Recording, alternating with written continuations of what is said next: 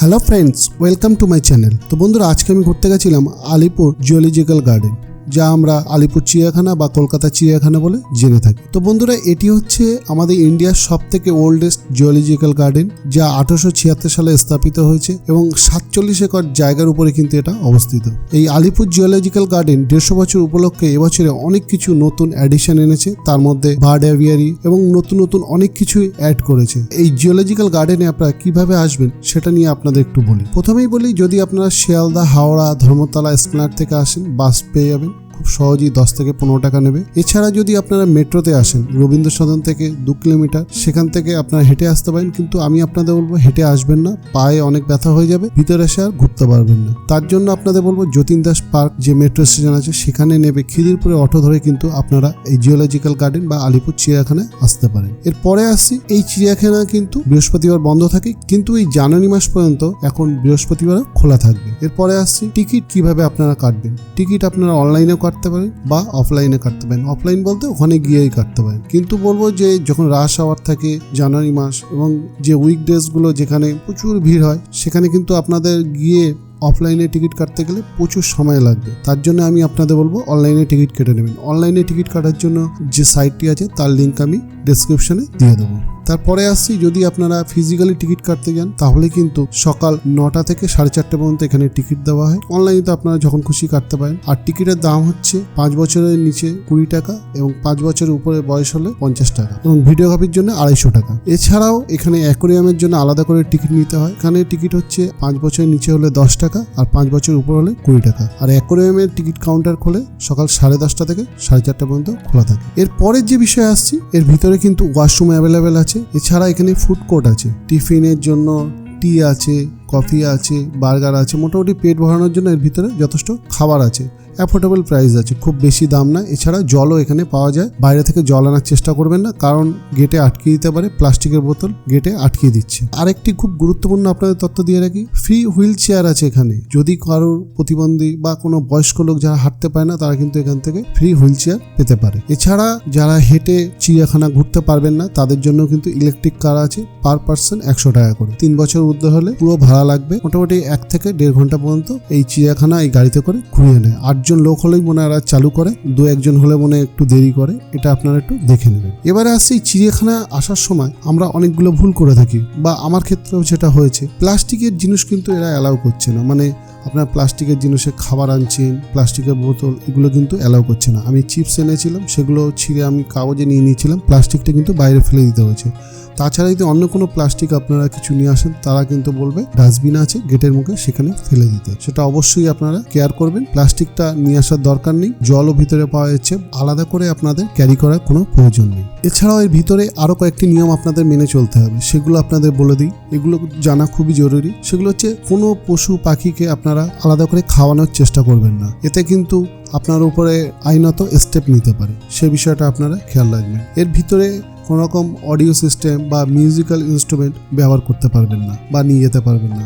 এর ভিতরে অনেকেই যেরকম পিকনিক স্পটের মতন ব্যবহার করছে, বসে খাওয়া দাওয়া করছে, সেখানে কিন্তু অনেকেই ভাববে যে ক্রিকেট, ফুটবল, ব্যাডমিন্টন বা ফ্লাইং ডিস্ক এই ধরনের অ্যালাউ আছে। একেবারেই না, এখানে এইগুলো খেলা অ্যালাউ নেই। সেই বিষয়টাও আপনারা মাথায় রাখবেন। এছাড়া পরের বিষয় যেটা, সেটা হচ্ছে এর ভিতরে কিন্তু আপনারা পেট বা কুকুর, বিড়াল নিয়ে যেতে পারবেন না। একটি গুরুত্বপূর্ণ সেটা হচ্ছে, সবাই সাধারণত এটা জানে, কিন্তু তাও বলে দিচ্ছি যে কোনো রকম অ্যানিম্যাল এনক্লোজারের ভিতরে ঢোকা যাবে না। কিন্তু বার্ড অ্যাভিয়ারি তৈরি করেছে, তার ভিতরে ঢোকা যাবে, কেননা সেখানে পাখি বা বার্ডসগুলো বাইরে থাকে। তো অবশ্যই এই বিষয়গুলো আপনারা খেয়াল রাখবেন, কারণ এই বিষয়গুলো খেয়াল না রাখলে আপনাদের চিড়িয়াখানা যে ঘুরতে যাওয়া, সেটা অনেক সময় খারাপ হয়ে যেতে পারে। তো বন্ধুরা, এবারে চিড়িয়াখানায় প্রবেশ করা যাক। প্রবেশ করার সময় 2 ধরনের টিকিট যে আছে, তার জন্য 2 ধরনের লাইন আছে, সেটা একটু চেক করে নেবেন। মানে অফলাইন এবং অনলাইনের টিকিট। এবং সঙ্গে সঙ্গে ঢোকার সময় আপনাদের চেক করবে যে ব্যাগে আপনাদের কোনো প্লাস্টিক আছে কিনা। তো প্লাস্টিক জিনিস থাকলে অবশ্যই তারা ফেলে দিতে বলবে বা আপনার কাগজে নিয়ে নিতে বলবে। এবং ঢোকার সঙ্গে সঙ্গে আপনারা দেখতে পাচ্ছেন বিভিন্ন ধরনের অ্যারো করে বিভিন্ন জন্তু জানোয়ারের ডিস্টেন্স দেখানো আছে। এখান থেকে দেখেও আপনারা চিড়িয়াখানায় বিভিন্ন দিকে যেতে পারেন। এবং সামনেই দেখছেন একটা বড় ম্যাপ আছে, সেই ম্যাপটাও আপনারা ছবি তুলে নিতে পারেন। এবং নিচে আপনারা দেখতে পাচ্ছেন free wheel chair available on request, যেটা আগে বলেছিলাম যে যারা প্রতিবন্ধী বা যারা বয়স্ক আছে তাদের জন্য কিন্তু ফ্রি হুইল চেয়ার এখানে আছে। তো বন্ধুরা, এবার ঢোকার সঙ্গে সঙ্গে বাঁ পাশে আপনারা দেখতে পাচ্ছেন একটি পার্ক মতো আছে। আর এই পার্কে কিন্তু ঘাস দিয়ে বিভিন্ন জন্তু জানোয়ার তৈরি করা থাকে। এবছরে আপনারা দেখতে পাচ্ছেন পাচ্ছেন হাতি এবং জিরাফ আছে, এবং বাঁ পাশে আপনারা দেখতে পাচ্ছেন সেই ব্যাটারি গাড়ি, যে গাড়ি চেপে আপনারা চিড়িয়াখানায় ঘুরতে পারেন। কিন্তু 100 টাকা করে পার হেড খরচা আছে। 3 বছরের ঊর্ধ্বে হলে কিন্তু পুরো পয়সা দিতে হবে। তারপরেই প্রথম যে চিড়িয়াখানার অ্যাট্রাকশন সেটা হচ্ছে বেঙ্গল টাইগার, সেটা দেখতে আমি চললাম। তো আপনারা দেখতে পাচ্ছেন সামনেই বেঙ্গল টাইগারের কেজ আছে। এখানে দুটো টাইগার আমি সবসময় দেখি, মানে দুটো বাঘ দেখি, আর তাদের ডিটেলস এখানে লেখা আছে, আপনারা চাইলে এখানে পড়ে নিতে পারেন, ফুল ডিটেলস আছে। আর সঙ্গে সঙ্গে দেখতে পাচ্ছেন সামনেই সেই বাঘ ঘুরে বেড়াচ্ছে। এটা কিন্তু সবসময় সম্ভব নয়, একটু ভাগ্যের দরকার পড়ে, তা না হলে দেখা যায় অনেক সময় ওরা পিছন দিকে গিয়ে শুয়ে থাকে। দেখুন সামনে থেকে দেখতে পাচ্ছেন একদম। এই বাঘ দেখাটা সবারই খুব ইচ্ছা থাকে, অনেক সময় দেখা যায় ওরা পিছনে শুয়ে থাকে, আমরা সেটা দেখতে পাই না। এবং সামনে থেকে আমরা দেখতে পাচ্ছি মধ্যেখানে একটা ডিস্টেন্স আছে, কারণ এর আগে একটা ঘটনা ঘটেছিল তার জন্য। তো এরপরে যেটা আসছে সেটা হচ্ছে ওয়াক ইন বার্ড এভিয়ারি। এইটাই কিন্তু এবছরে খুব হাইলাইট করা হচ্ছে, নতুন এবারে অ্যাডিশন, যেখানে পাখিরা বাইরে থাকবে, মানুষ ভিতরে থাকবে খাঁচার ভিতরে। এটা নিয়ে অনেক ভাবে অ্যাড করা হচ্ছে, আর সত্যিই ভালো লাগে।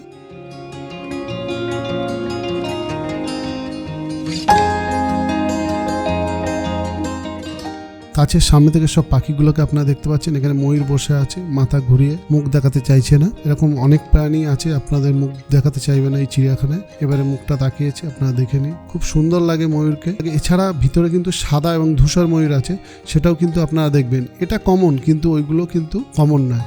এবারে উপরে আপনারা দেখতে পাচ্ছেন ককটেল, নানা রকম লাভ বার্ড। এখানে কিন্তু প্রচুর পাখি আছে, যেগুলো আমরা বাড়িতে পুষে থাকি। সেই পাখিগুলো কিন্তু এই কাঁচের বাইরে রাখা আছে।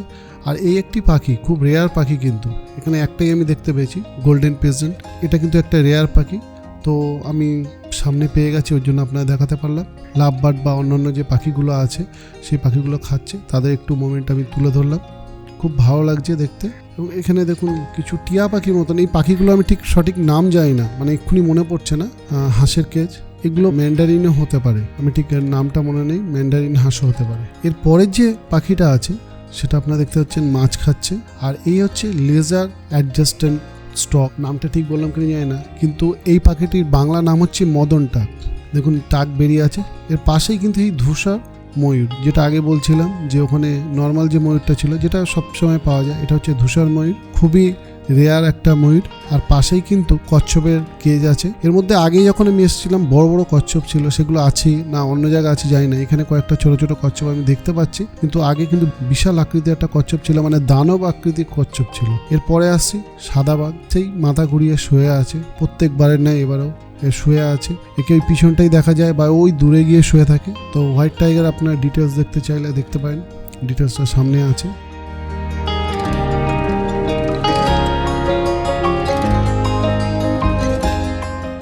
এরপরেই আছে ফিশিং ক্যাট, দৌড়দৌড়ি করছে, এক জায়গায় একদমই দাঁড়াবে না, কারণ মানুষ দেখে এরা খুবই অস্থির হয়ে পড়ে, এর জন্যই হয়তো এরকম দৌড়দৌড়ি করছে। একদমই দাঁড়াবে না, অনেকক্ষণ আমি দাঁড়িয়ে দেখেছি, ও এইভাবে ঘুরেই যাচ্ছিল, 1 মিনিটও দাঁড়ায়নি। যে ফিশিং ক্যাটের ডিটেলস আছে আপনারা দেখতে চাইলে দেখে নিতে পারেন। এটা হচ্ছে জাগুয়ার। অ্যাকচুয়ালি আমি ভেবেছিলাম এটা চিতাবাঘ, হয়তো এটা বিদেশি চিতাবাঘ হতে পারে, কিন্তু আমাদের ইন্ডিয়ান যে লেপার্ড আছে বা চিতাবাঘ আছে সেটা কিন্তু পাশে একটি কেজ আছে, সেখানে আপনারা দেখতে পারেন। এই জাগুয়ারের কিছু ডিটেলস এখানে দেওয়া আছে, সেটা আপনারা দেখতে পারেন। এই জাগুয়ার সম্বন্ধে খুব বেশি আমি জানি না, আমি জানতাম এটা চিতাবাঘই, কিন্তু পাশে দেখলাম এই ডিটেলস দেওয়া আছে। সেখানে দেখাচ্ছে দক্ষিণ আমেরিকার সব থেকে বিরল জাতীয় যে প্রাণী আছে তার মধ্যে তৃতীয়, দৈর্ঘ্য হিসাবে তৃতীয়। আর দেখে আপনাকে চিতাবাঘের মতনই লাগবেন, একদম সামনে থেকে দেখতে পাবেন। এই একটি বাঘ যে একদম সামনে থেকে এসে পোজ দিচ্ছে, অন্য কোনো কিন্তু বাঘ এখানে একদমই পোজ দিচ্ছে না। আর ডিটেলসটা আপনারা দেখে নিন। জাগুয়ার সামনে আছে গন্ডার, এর শিংটা কাটা আছে, শিংটা কাটার জন্য না এটা ঠিক অতটা ভালো লাগছে না, শিংটা থাকলে খুব ভালো হতো।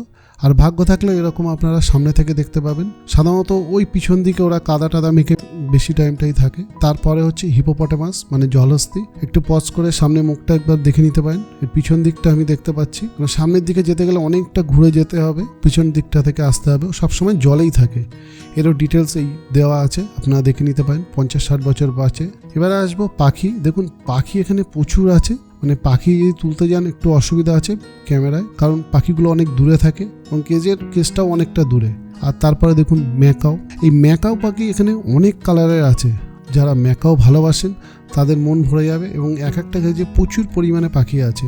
আর ম্যাকাও আমার পার্সোনালি খুব ভালো লাগে, এদের কালারগুলো তো মানে দুর্দান্ত। তো এদেরকে আমি ক্যাপচার করার চেষ্টা করেছি, মানে অনেক দূরের থেকে করেছি, ছোট ছোট আসছে আপনারা দেখতে পাচ্ছেন।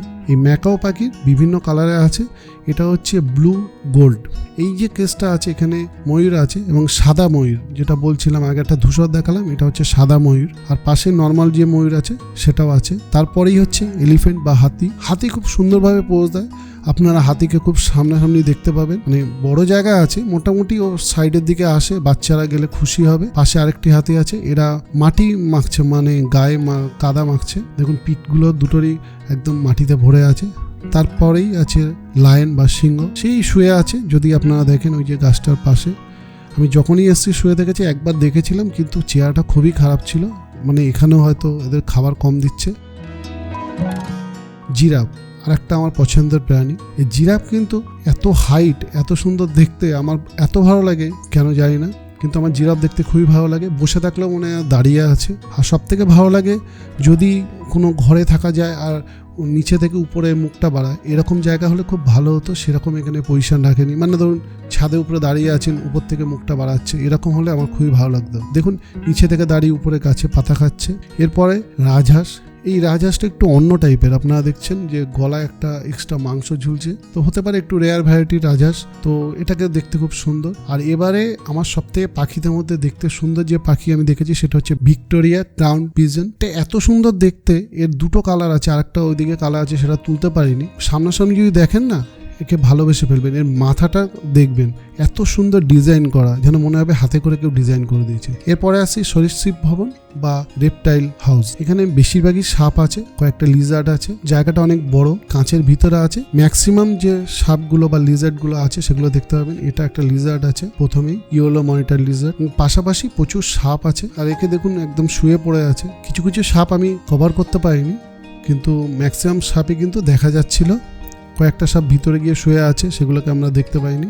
এই চন্দ্রবোড়া আছে, চন্দ্রবোড়া কিন্তু আপনারা দেখতে পাবেন, একদম সামনেই বসে আছে, খুবই একটি বিষাক্ত সাপ। Burmese Python. এই বার্মিজ পাইথনও আমি দেখতে পাইনি, একদম ভিতর দিকে ছিল।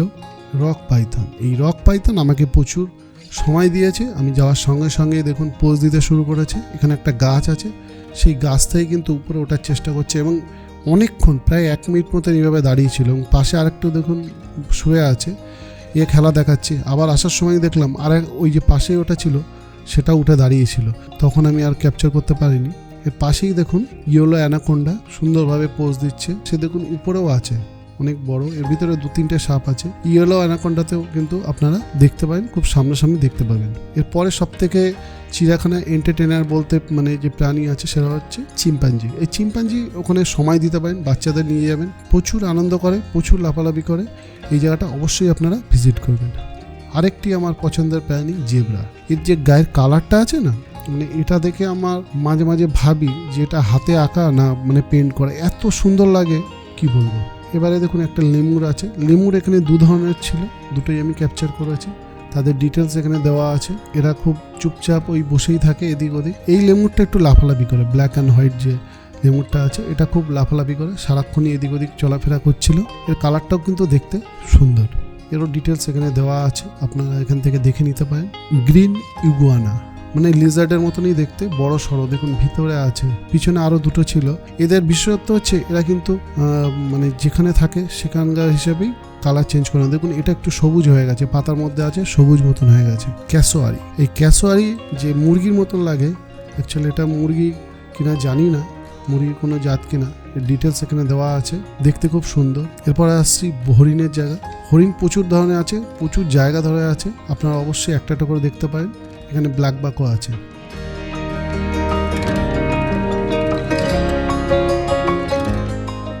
এরপরে আসছে ক্যাঙ্গারু, সেই পিছনে শুয়ে আছে, সামনাসামনি নেই।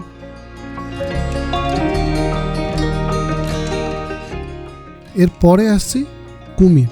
চিড়িয়াখানার সব থেকে আলোচিত বিষয়, সবাই বলছে এগুলো মরা বা এগুলো আসল কুমির নয়, কিন্তু আমি দেখেছি কয়েকটা মুখ নড়াচড়া করছিল, ক্যাপচার করতে পারিনি হয়তো, কিন্তু এরা এমনভাবে মুখ খুলে বসে আছে, সবাই বলছে এরা মরা বা এরা আসল কুমির নয়। এরপরে এই কুমিরের মতন দেখতে ঘড়িয়াল, এরাও একই কাহিনী, এমনভাবে পড়ে আছে, বেঁচে আছে না মরা না আসল না নকল কেউ বুঝতে পারছে না। এদেরও ডিটেলস আপনারা সামনে দেখতে পেয়েছেন। এরাও এরকম ঘুমিয়েই আছে, সারা লোক চিল্লামিল্লি করছে, এদের কোনো নড়াচড়া নেই। এখানে আরেকটি প্রাণী আছে, হনুমানের মতন চারিদিকে ঝুলছে। এ সুন্দরভাবে সবাইকে এন্টারটেইন করছে আর একভাবে লাফালাফি করছিল।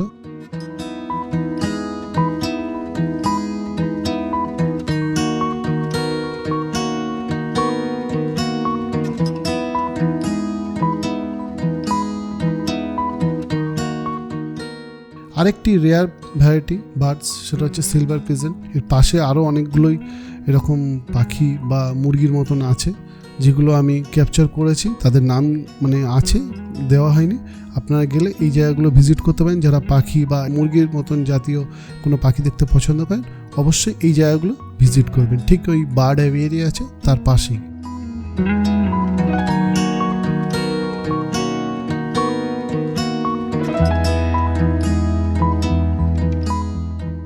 এই সেই টাকবাবু, একটু আগে আমি আপনার দেখেছিলাম মাছ খাওয়াচ্ছিল। আরেকটি পাখি, এটা গাছের উপরে বসে আছে, খুব বিশাল কিন্তু আকারে।